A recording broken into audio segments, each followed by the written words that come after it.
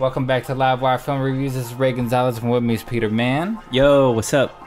It seems like the spy genre is back, man, back in a big way. We've actually gotten a lot of spy movies this year. One's called Spy, no? One's called Spy. Lay it on thick, nice and subtle. We also got Kingsman. We got Spectre coming out at the end of the year. Ooh, I saw that trailer last night. Woo! It's Man, pretty fire. Looks pretty good. Christoph Waltz. Is that true that this is the last one that Sam Mendes is directing? Yeah, Sam Mendes is done after this one. Is that just because contract, or is it because he just doesn't want to do it? They had to force him to do this one, kind of like they convinced them to do this one. They added an extra zero on the check. Okay, but I hope that it doesn't feel that way as far as directing. Nah, I hope not either. But nah, I mean the expectations are high, so I'm sure. Looks good. I'm sure they can live up to it. But is there any other spy movie coming out? Hold on. Okay. Well, I'm saying that because we've had we got 4 to 5 spy movies in 1 year, and this year we got one in the summer, and it's the return of Tom Cruise as Ethan Hunt and The Click with Mission Impossible. Yep. Rouge Nation. Ooh. It got real. Sounds epic. It got real. Are you a fan of any of the other movies? You know what's funny is that I am. I just think that the films got better as soon as the third one hit. Yeah, right. To be honest, I think that the first two, are so long ago. But I remember John Woo did the second one. Yeah. Oh God, I can't stand. I don't remember who did the first one. Frank Darabont or something like that. Or? Brian De Palma. Brian De Palma. Okay. Tackled the first one. Okay. But I just don't remember them being as compelling as the third through fifth. Right. J.J. Abrams kind of revitalized Mission Impossible the way he did Star Trek, or vice versa, and gave it a little more oomph.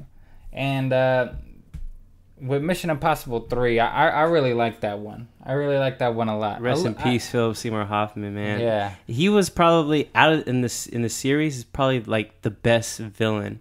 You think so? I think so, only because you never saw Ethan Hunt not look like he's not gonna make it.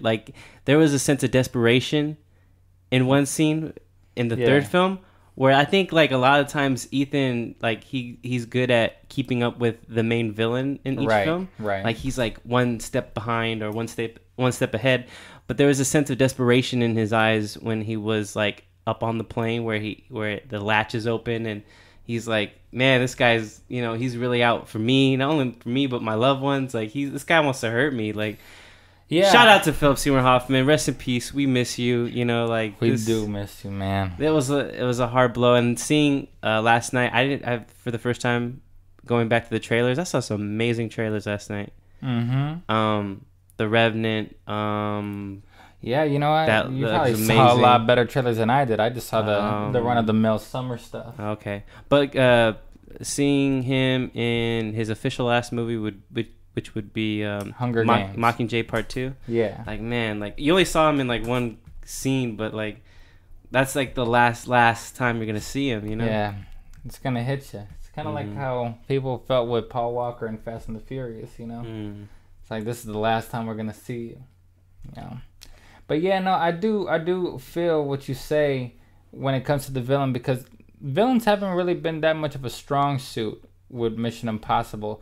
I didn't really feel like Ghost Protocol, the fourth one, the bad guy was Michael Nyqvist, and he didn't really do anything for me. Yeah, I even forgot who the bad guy was. Exactly. He didn't do anything for me. Now, what I liked about the third and the fourth is just they had a certain level of fun, comedy, and characters, that it's all nicely balanced, compared to the first two, which was really all about Ethan Hunt. Yeah.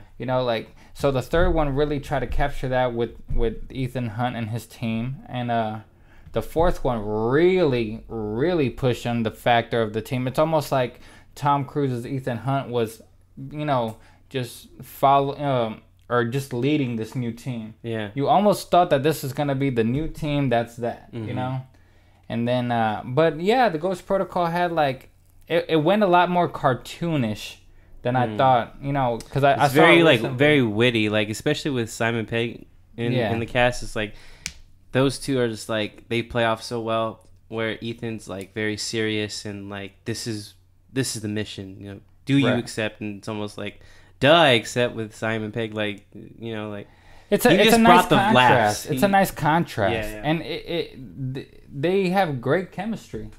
They have great chemistry. You really love hanging out with both of them together. Yeah, you know. So since Brad Bird kind of upped the ante with the cartoonishness of the situation, I think Christopher McQuarrie here with Rogue Nation kind of balanced it out more and had added a little more gritty, but more fun and a little less cartoonish. I mean, it's still cartoonish, and you know you can't hide Mission Impossible's cartoonishness, but he kind of balanced it off with all the other attributes and qualities that Mission Impossible did.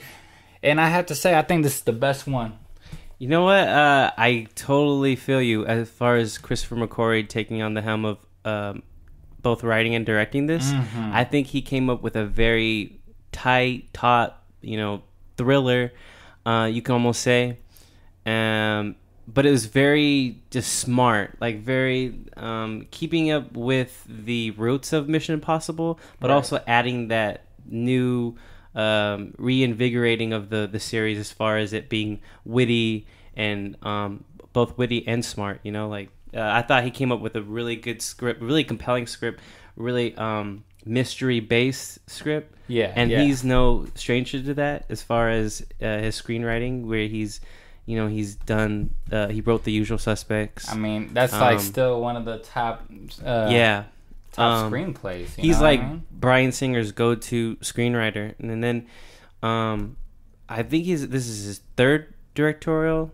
You were a fan of his first. I was a fan of it. I still think that it is so underrated. It's so like a gritty, indie, you know, crime thriller.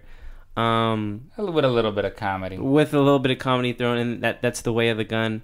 I thought when it came out, the critics were so harsh on it, and I think maybe that got muddled and it wasn't really good at the box office. But it became sort of a cult classic afterwards. Kind of. I didn't like it. I didn't hate it, but I was not one of those. I just thought it was just liking that in between. Like, okay, it's fine if I watch it on TV, kind of thing. I just thought that Ryan Phillippe and Benicio del Toro played well off each other. Yeah, they did. Yeah, they did. I was just, you know, as a movie as a whole, you thought. Here's how much I feel about it. Like, I don't remember a damn thing about that movie. I don't even know the plot. Let me guess. I think Taye Diggs is in it. Like, yeah, let me guess. It's somewhere in the desert at the end of the film. Yeah, and there's a shootout and they die. Right? That's all I know.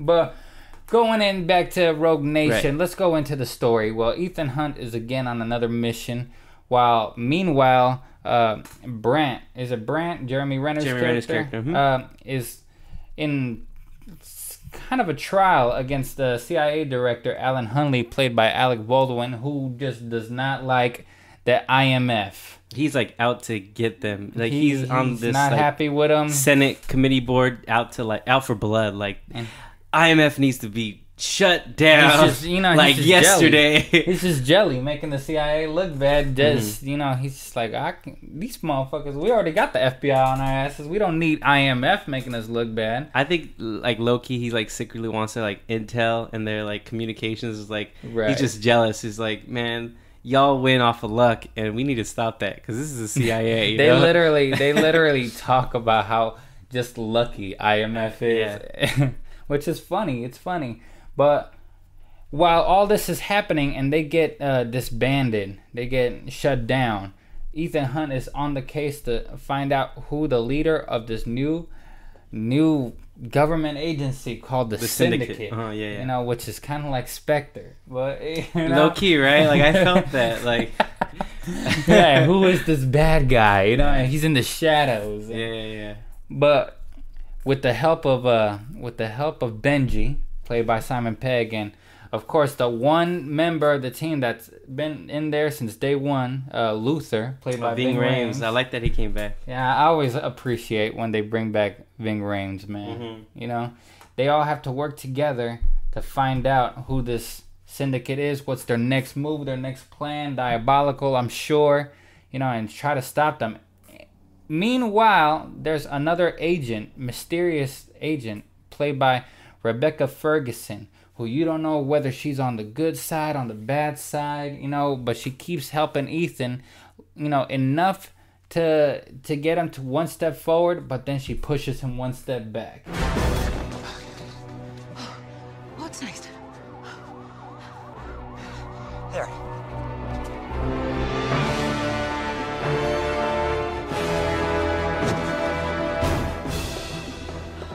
Shoes? Shoes, please.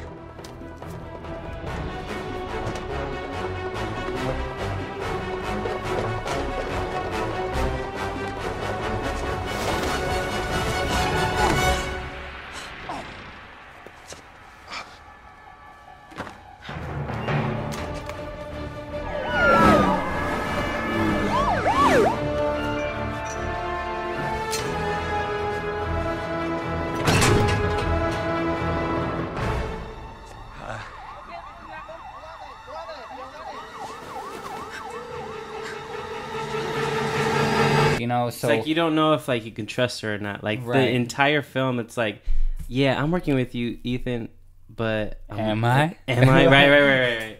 Am I? Mm-hmm. And it goes from there, and it's a lot of people say it's convoluted. I don't really find it too convoluted. Like, you know, I there's a lot going on, but it all like it's pretty simple. Yeah, it all pays off at the end. Like, yeah, and I actually think that this bad guy is pretty damn solid. Like, he doesn't have a lot of screen time, but the creation of this character played by Sean Harris is so interesting to me. You know, like his plan. I think it's the glasses. Oh yeah, or something in his eyes and the haircut. It's just, you know what? He's something like about status. his like jaw. I mean, I don't. His name is Sean Harris. I'm sure I've seen him in a lot of things, but oh, wow. He's in Prometheus. He's in the Red Riding trilogy. My goodness, You know what? Like when you click on his name on Wikipedia, like a picture comes up, and he does not look anything like that. No, in Rouge Nation, like I was about to say, like he was clean shaven in this one. It's like full on beard. What the fuck is this? And he looks like he's a little swollen in this picture. I was actually saying like his jaw it's almost like piece of his jaw's missing on the side. Things like that I... Oh, shoot. I know who he is in Prometheus. He's the guy that gets lost. The scientist? Yeah, he's the guy that has those magical GPS balls and gets lost like an idiot.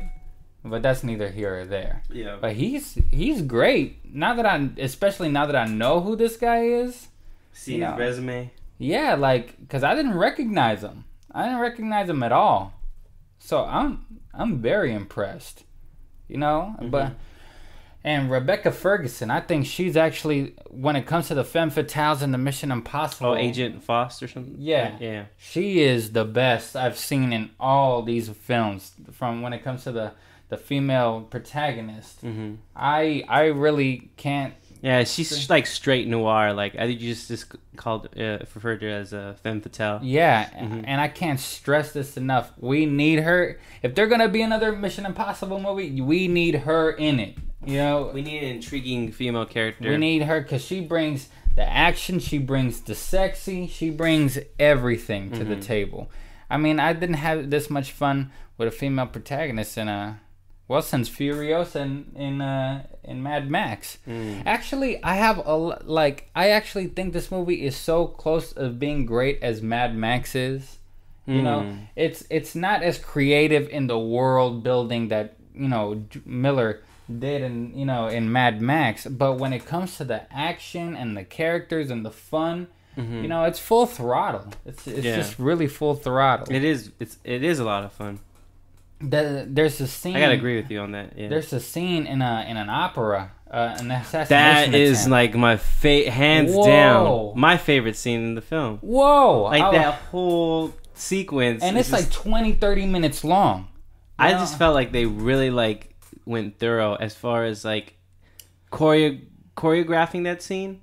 Having the tension, the having editing. the music, having the opera like go on in the background, like it was just like it really they like really meshed together like well. It felt really like you're almost watching a Hitchcock film. You know, it was just so amazing.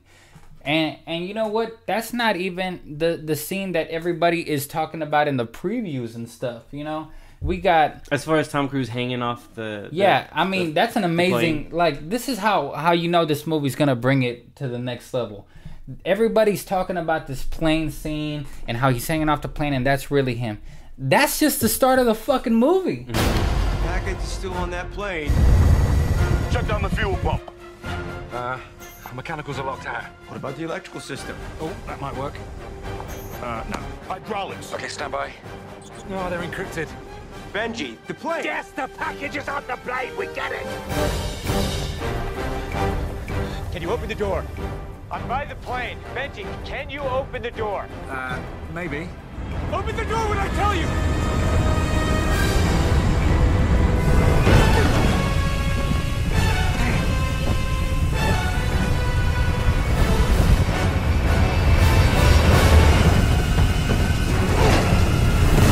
I'm on the plane! Open the door! How did you get in the plane? Not in the plane!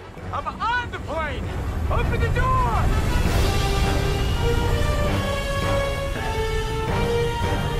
Benji! Open the door!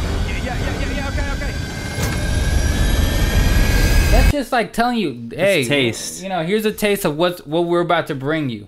You know, and it was almost like each action sequence was better than the last. You know, and there's the motorcycle sequence that was phenomenal. I was telling my brothers that he was doing his own stunts in this film, and they were like asking me each time he was like undergoing like some like seriously like dangerous like stuff. Is that him? Like, I'm pretty sure that motorcycle scene was him. Correct? Oh no, yeah, he does all his own stunts. Okay, he's actually the only actor out right now that really fully on 100% does he made his own Jackie stunts. Chan on this. Yeah, seriously, like he is the American Jackie Chan now. You know, and his performance is pretty damn great. Even at his seasoned age, like 52. I think he's 52. I think that's pretty impressive for an actor to just like, all right. You won't see me doing no that green shit. screen. Let's just get on this side of the plane. What? Film me. Do you hear me? Like film me. Like, let's do this. It's like one take. His age is like, Tom, please. But they've been doing this. They're gonna kill him. They've been doing this since day one. I remember first hearing about the fact that he does his own stunts in Mission Impossible 2. So, but you know, but when it comes, those were so artsy and you don't really take advantage of the stunts that he's doing. Whereas in the fourth and the fifth one, they really try to show you everything Tom Cruise is pulling off.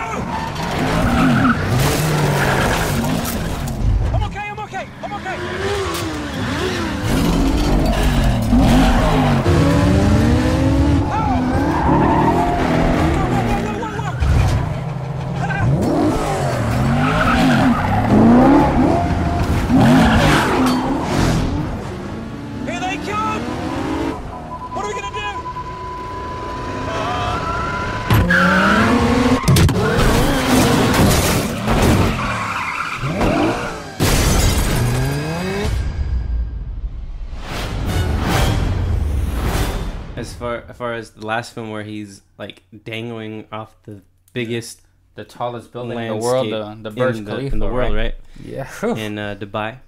That's scary. Like, even with wires and shit, I don't give a fuck. That's scary. Like, that's some scary stuff. Yeah, man. This movie has brought the action tempo back on track. Man, I was so, you know, this movie, apparently a lot of people were excited about because this movie was originally supposed to come out in like November. And they decided to say, no, you know what, this movie's so good, we're gonna pull it out fast. Studios usually delay films. Now they said, we gotta bring it sooner because fans need to see this, what this movie's bringing. You know, this is gonna be better than the last one, and they pulled it off, man. I have to say, it might drag on a little bit, you know, but I actually think I had a great time. It's not, you know, it's not the best film of the year. It's not gonna leave your brain, or it's not gonna be emotional. You're not gonna cry, you know. It's just good old fashioned action fun. Tom Cruise brings it 110% again. The cast is great, although a lot of them don't have a lot to do. Luther doesn't get a lot to do. Jeremy Renner doesn't get a lot to do. But Simon Pegg gets more to do this time. You know, he actually gets to be side by side with Tom. Which is funny because if it went the way Ethan wanted it, he would have been back in DC, you know, battling the Senate like with Jeremy Renner. Yeah, but he's like, no, like I'm staying, like, and that's final. And I like that scene. That scene was funny. Another scene where it was like comedy, where it's like Ethan's like, this is the plan. And this is the way it's going down. You're going back to DC because I'm Ethan Hunt. And then Simon Pegg's like, fuck that. Nah. Like, I'm Sean. Shaun of the Dead, motherfucker. You need me more than I need you. Oh, damn, you're right. Yeah. Like, I'm in more box office franchises than you right now, Tom. You need me right now. How funny, yeah. But yeah, man, I loved this movie. And I'm going to go as far as to say I'm going to give it 4.5 stars out of 5. What do you? Yeah. Are you gonna give your you basically like gave your reasoning throughout? Just can't praise it high enough right now. Right. Let me see. Last night when I came out of the theater, I went to see it with my little brothers, and my little brothers liked it. And we were having a conversation about it. They liked the fact that Tom Cruise was doing his own stunts. They're asking me a lot of questions, and I was like, I'm pretty sure, like, I have to read it up on it. They wanted to know, like, with the scene where he's in that water tank. Yeah, he did it. I mean, but not to that certain extent where, right? Of course, it was life threatening. Apparently, he had like it's controlled. He right? did had to. I don't know how they did it. I'm sure we're gonna find out in this behind the scenes on the Blu-ray and whatnot. But I'm sure he had to. The amount of holding his breath was like 3.5, almost 4 minutes, and I think like. Every time they cut, like, you know, people would come and bring in the oxygen masks. Right. You know? Okay. But they had that was some compelling stuff to watch because it's like you usually think that Ethan Hunt's gonna be okay, but that scene was like, oh no, like Ethan, like, right? Is he? What's going on? Someone help him! And that scene kind of like fucked them up for like the next half an hour or so. Seriously, because it was kind of like, oh, I gotta snap out of it. Like, I almost died back there. Actually, I did die back there.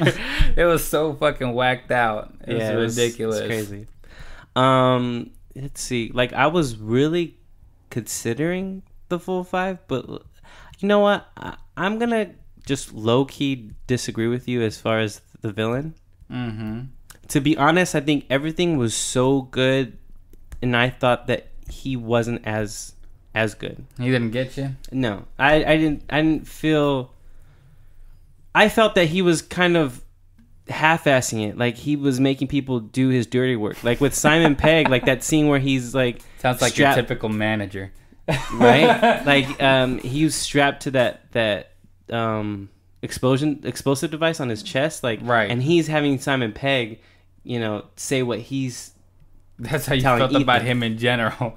Like, right, that's how I feel about it. And then like that scene where the Agent Foss has to prove for the second time that she's failed, and she comes back to that hotel room and she's like, well, if you want to kill me, like, here, you do it yourself. And she hands him a handgun, and he's like literally like, okay, and then he points it, shoots it, and then a bullet goes off, and I'm like, and she gives like this expression like I thought she was like shot in the chest, like, dang, like he's like OG, but he shot the guy in the back of her. Like, I know That's just his taste. Like, what did the other guy do? Yeah, I know. Like, damn. Fail me again, and that's what's gonna happen to you. Like, and then you know what? I low-key didn't like his voice. Like, he's like, "This is, I can't trust you." Oh my god. Yeah, I'm like, is he gonna be okay? Like, he needs like a little inhaler or something because it's like out of breath or something. Like, I don't. Always out of breath. I didn't think that he was so menacing, or I found him very menacing, but I just didn't feel like he was like all the way a villain. Like, he let people do his dirty work, but that's kind of what villains do. Yeah, he's the mastermind behind it all. Yeah, you know. But I do admit that, like, it got kind of like, man, you know. Fool me once, shame on you. Fool me twice, shame on me. He had a lot of chances. Right? I don't know if he was like, I'm gonna get the pussy at the end of this. Probably. Like, it was like 3 or 4 chances that she had, and it's like, it's usually 3 strikes you're out. I'm gonna give you one more chance. Yeah. He gets kidnapped. Like, he's like, okay. You know, shit happens. Here's your last chance. You better get me out of here right now. There better be something out of this. Wink, wink. He's looking at her like, this is all part of the plan, right? Right? I'm gonna go with 4.5. I'm gonna agree with you. Yeah, man, it's so much fun. It's really fun. You know, I can't stress this enough. This is what summer movies are all about. You know, yeah. Don't waste your money on other stuff. You know, because what is there out right now?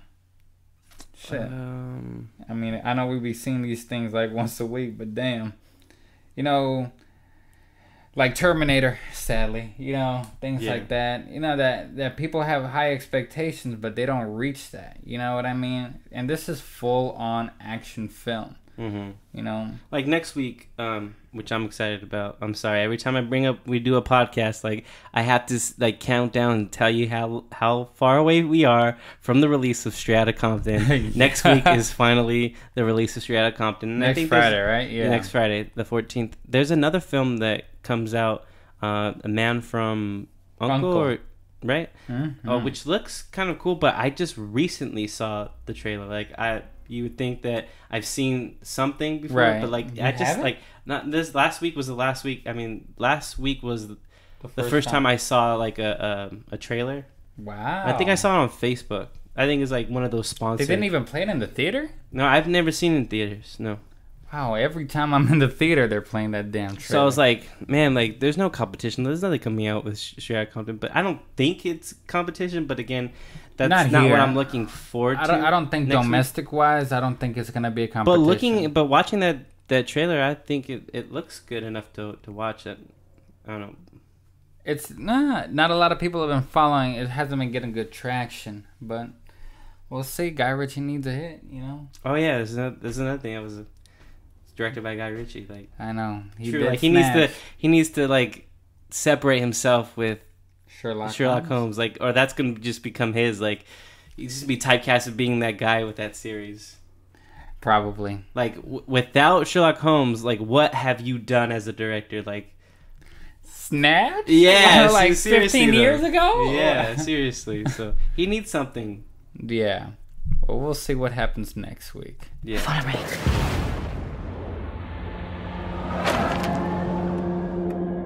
Benji. Ethan, where are you? The Syndicate is real. A rogue nation trained to do what we do. An anti-IMF. They're coming after us with everything they've got. You ready? This may very well be our last mission. Let's make it count. So what's the play? You want to bring down the Syndicate? It's impossible.